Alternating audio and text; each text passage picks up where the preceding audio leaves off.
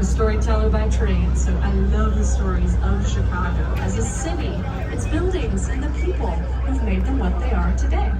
So today on the tour, I'm going to share with you just some of the things I really love about Chicago, and hopefully by the end of the tour, you'll have one or two things that make you fall a little more in love with Chicago as well. Third largest city in the U.S. behind New York and LA, and we've got 77 distinct neighborhoods with a 78th on the way. Each neighborhood has its own food scene, entertainment, culture. It's worth hopping on the L to explore. Oh, cool. In that case, we're gonna do something super dorky, which is on the count of 3. We are all gonna give a big wave and say, "Hi, Chicago," all together. And you're gonna do it because we're friends now. And it's really embarrassing when I do it by myself. Don't leave me hanging, please. I'll count you in. The big wave, "Hi, Chicago." Let's get ready. All right. Let the anticipation build. 1, 2, 3.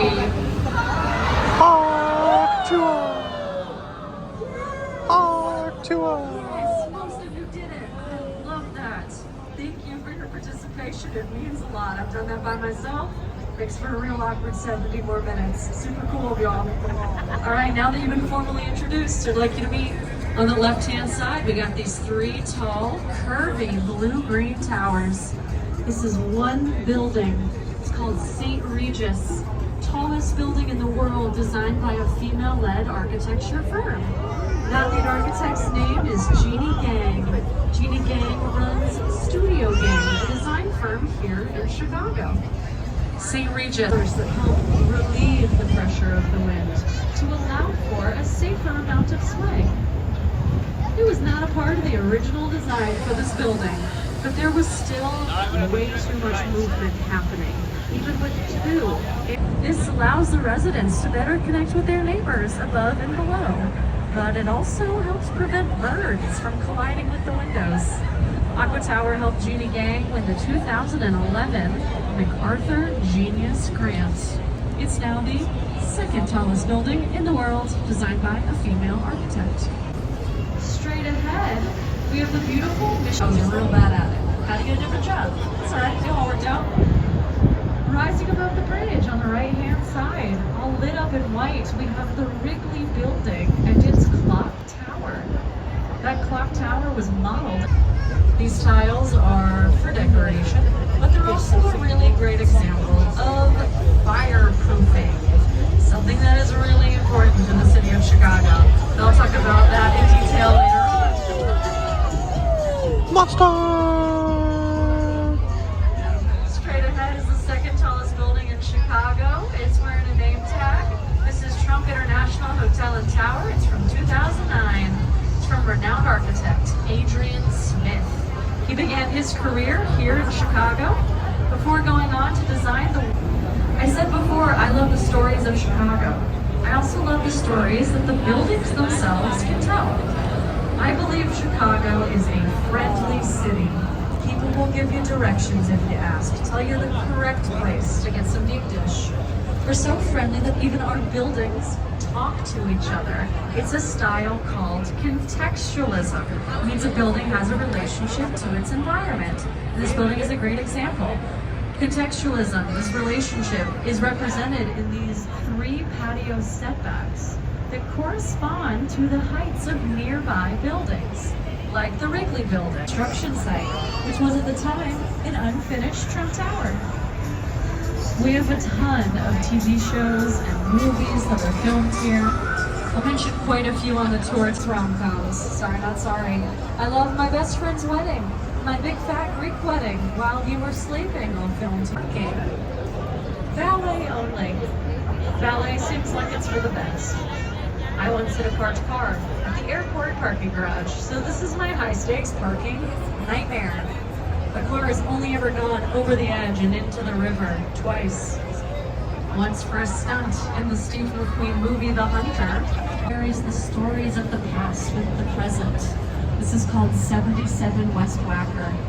Features white granite exterior columns and sheets of blue glass. It was designed by an international architect. His name was Ricardo Bofill. Bofill was from a family of art. I don't know what you were doing at 17. I was mostly wearing a lot of eyeliner. All right, we're up and over the right. One of my favorite buildings is coming up. It's called the Reed Murdoch shape. This building is asymmetrical. There is one less bay of windows to the left side of the clock tower. You can count them if you don't believe me. It's a funny story. Chicago wanted to widen LaSalle Street in the 30s. This building in the way. So there's historic charm. And they're just as important to us as some of those fancy pants new ones that we got. Old building with a lot of charm. 2008, it had its own zip code. It occupies 2 city blocks, has its own L train stop. This is Merchandise Mart. It was originally a wholesale warehouse and trade show space for Marshall Field & Co. It's from 1930, a really great example of Art Deco style, my personal favorite. 3 key features of Art Deco include inset windows, which give the building a sense of verticality, repeating patterns, and polished limestone. Unfortunately, Marshall Field & Co. had to let go of the building during the Great Depression, but it was purchased by Joseph Kennedy, father of future U.S. President JFK, which is kind of cool. All right, eyes up, cameras up as we head into the beautiful Wolf Point. It is the meeting spot of all the branches of the Chicago River. It's also a newer spot down here for construction. Many of these buildings were not here a decade ago. For example, it is part of a trio of new buildings built on land that's leased by the Kennedy family. So this whole area over here, up until pretty recently, was a parking lot. I wish there was still a parking lot. I'll never know. Straight ahead, rising above that striking red sculpture by Santiago Calatrava. It's a fun little curly structure, that statue. Rising above it is River Point from 2017. It's the building with the double arches. It's affectionately referred to as the Hot Pocket building. Also compared to a McDonald's apple pie box. Next door, all these riverbend condos, making River Point a great example of contextualism. It's paying respect to its environment and the buildings, like these condos, which came before. Another example of contextualism. All right, we're starting to make our way into the North Branch of the river. And the North Branch is where 1898. Fulton House spent most of its life as a cold storage facility. It was essentially a big old 16-floor refrigerator and freezer. Fulton House is a reminder of a very different Chicago than the one we have today. Chicago was known as the hog butcher to the world, a nickname that came from a line in a Carl Sandburg poem about the city. They used to bring barges of meat from the cattle stockyards on the south side, offload them into the freezer here, where they would then be loaded onto refrigerated train cars and shipped all over the country. In the 70s, the meatpacking business. Sam Harrioni is also responsible for these funky river cottages next door. Great example of postmodernism. Straight. It's free time, but it still lowers once a year, just to prove it still can. They lower it, they drive a truck across it, and then it pops back up in the sky. Straight ahead. Looking very, very cool on this Saturday night here. If you want to see our river really green, come back during St. Patrick's Day when we dye the river a fluorescent shade of green. It lasts for 3 days, and honestly, it's pretty fun. Check it out. Also compared to a martini glass, or just a big Y jammed in the ground. From Getch Partners, who found a creative solution to a big problem. It's left only 39 feet for Getch Partners to build the base of a massive skyscraper.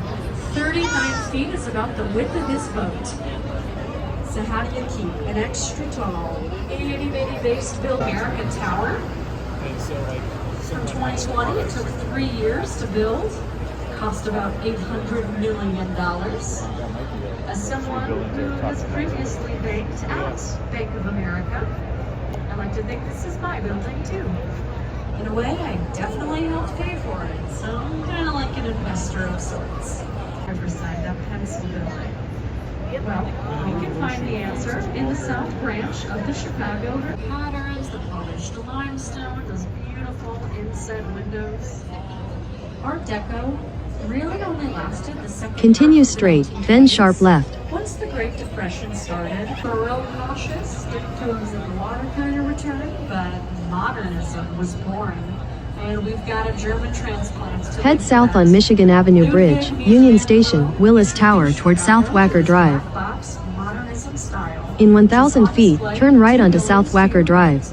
Gateway Center 1 from 1965 and Gateway Center 2 from 1967. 70 said, "We see your black box modernism style, and I think we can do better. We raise you white boxes." And they did. This is Gateway Center. Is an imitation of the curve of the river. The glass matches the river's color.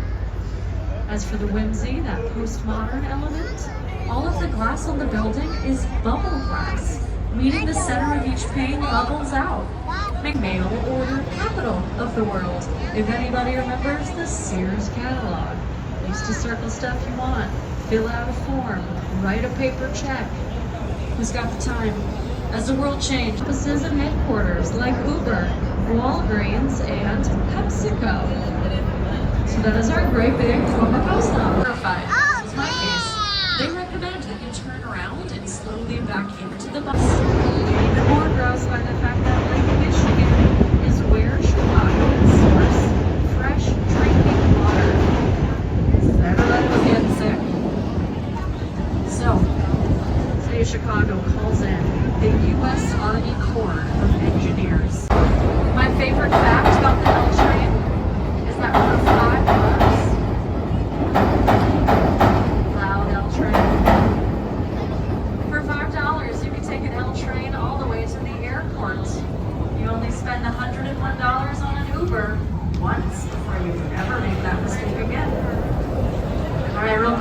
We have the beautiful Riverwalk team. Have to deal with someone making jokes in your face for 75 minutes straight.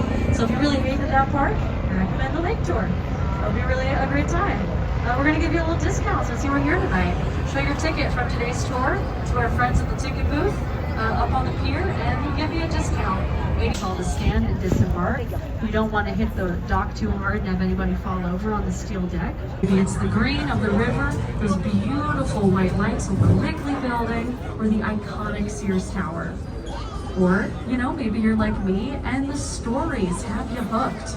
Either way, the best part about Chicago is that everyone here, both visitor and local alike, gets to contribute to the big magical story of Chicago just by being here. So I want to thank you for letting me be a part of your story in Chicago, and I want to thank you for being a part of mine. It's been a real pleasure getting to chat with y'all tonight. Thank you for choosing Shoreline. One last time, my name is Jillian, or Jill for Buddies, and I hope everyone gets home safe. Do check out the fireworks and have a good time in Chicago. Thanks.